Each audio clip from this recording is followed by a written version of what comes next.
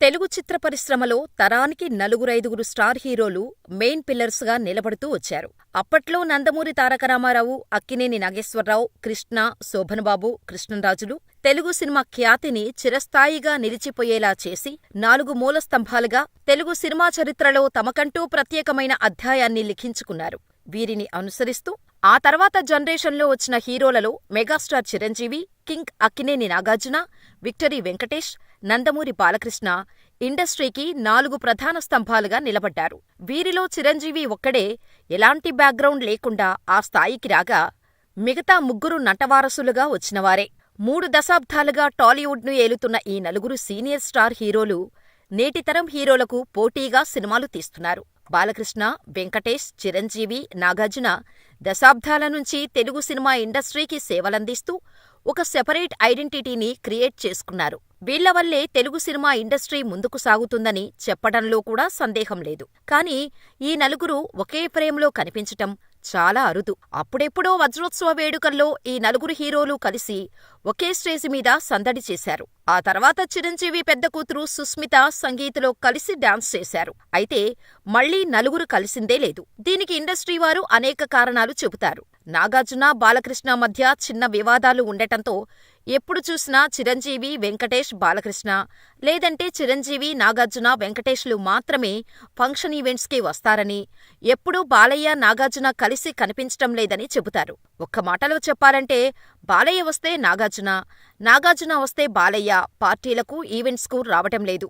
సినీ అభిమానులు మాత్రం ఈ నలుగురు హీరోలు ఒకే ఫ్రేమ్లో కనిపిస్తే చూడాలని కోరుకుంటూ ఉంటారు. ఇప్పుడున్న పరిస్థితుల్లో ఈ నలుగురు సినిమాల్లో కలిసి నటించే అవకాశం లేదు. కలిస్తే ఏదైనా ఈవెంట్ జరిగినప్పుడు కలవాలి. కానీ బాలయ్యకు, నాగార్జునకు ఉన్న గొడవల కారణంగా ఇది జరిగే పని కాదు అంటున్నారు సినీ ప్రముఖులు.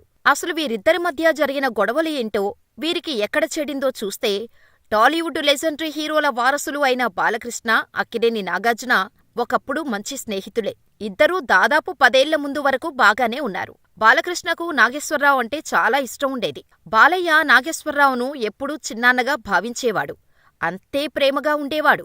ఈ రిలేషన్ ఇంకా స్ట్రాంగ్ అవటం కోసం నాగార్జున, బాలకృష్ణ ఇద్దరూ కలిసి ఓ సినిమా చేయాలని చాలాసార్లు అనుకున్నారు. కానీ అది కుదరలేదు. కానీ ఒకరికోసం ఒకరు అన్నట్టు వెంకటేష్ హీరోగా నటించిన త్రిమూర్తులు సినిమాలో బాలకృష్ణ, నాగార్జున కలిసి కనిపించారు.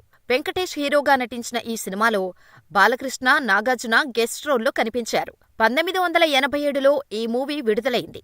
ఈ మూవీలో చిరంజీవి, బాలయ్య, నాగార్జునతో పాటు కృష్ణంరాజు, కృష్ణ, శోభన్బాబు ఇలా చాలామంది స్టార్ హీరోలు గెస్టులుగా కనిపించారు. ఆ తర్వాత కూడా చాలా కాలం నుంచి మంచి స్నేహితులుగానే ఉన్నారు. వజ్రోత్సవం వేడుకల్లో కలిసి చిందేసి సోదరభావంతో కలిసిమెలిసి ఉండేవాళ్లు. ఆ తర్వాత నాగార్జున పెద్ద కొడుకు నాగచైతన్యను హీరోగా పరిచయం చేసినప్పుడు బాలయ్య గెస్టుగా వచ్చి చైతూను స్టార్ హీరో అవ్వాలని దీవించాడు. ఇప్పటివరకు అంతా బాగున్నా ఈ సినిమా ఆడియో ఫంక్షన్లో బాలయ్య మాట్లాడుతూ అక్కినేని నాగేశ్వరరావు తనకు బాబాయ్ అవుతారని, నాగార్జునలో అన్నీ నాగేశ్వరరావు పోలికలే ఉంటాయని, నాగ్ పక్కా కమర్షియల్ బిజినెస్ మ్యాన్ అని అనడంతో ఆ మాటలకు నాగార్జున తీవ్రంగా బాధపడ్డాడని, అప్పటినుంచే ఇద్దరి మధ్య ఎక్కడో గ్యాప్ వచ్చిందని అంటారు. దీనికి తోడు ఏఎన్నార్ జీవితకాల సాఫల్య పురస్కారాల ప్రకటనలో నాగార్జున ఇండస్ట్రీలో ప్రముఖులు అందర్నీ ఆహ్వానించి బాలయ్యను మర్చిపోయారట. ఇదే బాలయ్యలో కోపానికి కారణమైందని అంటారు. ఆ తర్వాత నాగ్ స్వయంగా బాలయ్య ఇంటికి వెళ్లి బతిమిలాడినా పట్టించుకోలేదనే టాక్ ఉంది. మంచి స్నేహితుడిగా ఉన్న తనను నాగ్ మర్చిపోవటం బాలయ్య మనసును బాధపెట్టిందని అంటారు. అంతేకాదు, ఏఎన్నార్ చనిపోయినప్పుడు బాలయ్య చూడటానికి కూడా వెళ్లలేదు. అంతేకాదు, చైతూని లాంచ్ చేసినప్పుడు వెళ్లి దీవించిన బాలయ్య అఖిల్ లాంచింగ్ అప్పుడు వెళ్లలేదు. నాగార్జున పిలవనూ లేదు.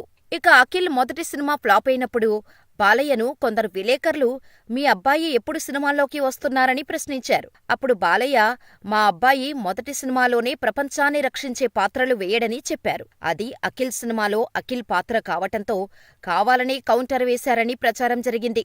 బాలయ్య ఏఎన్నార్ మరణించినప్పుడు వెళ్లకపోవటానికి కూడా కారణం ఉందంటారు.